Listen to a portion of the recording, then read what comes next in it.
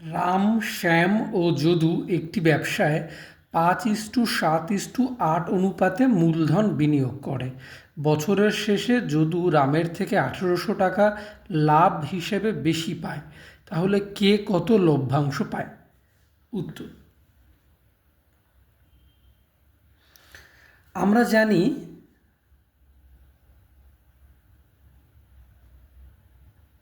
ব্যবসায় লভ্যাংশ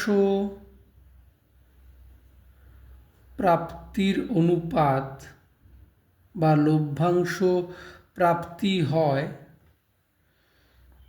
মূলধন বিনিয়োগের অনুপাতে।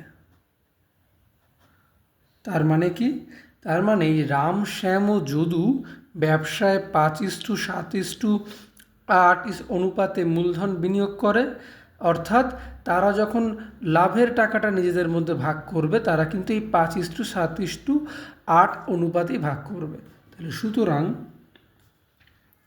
রাম, শ্যাম ও যদুর লভ্যাংশ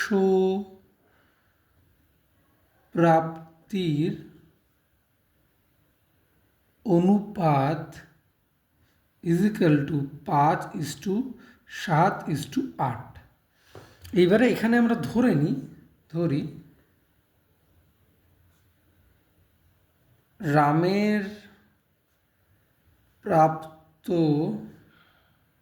লভ্যাংশ = 5x টাকা, তাহলে শ্যামের হবে 7x টাকা।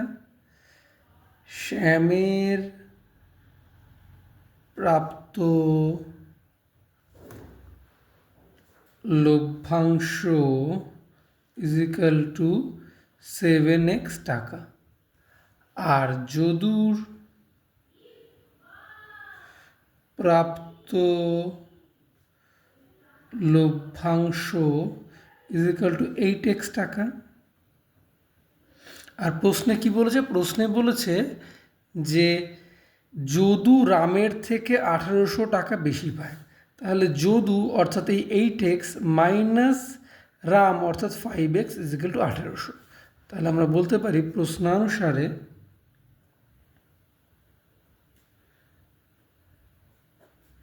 8x minus 5x = 1800। তাহলে 3x = 1800, x = 600।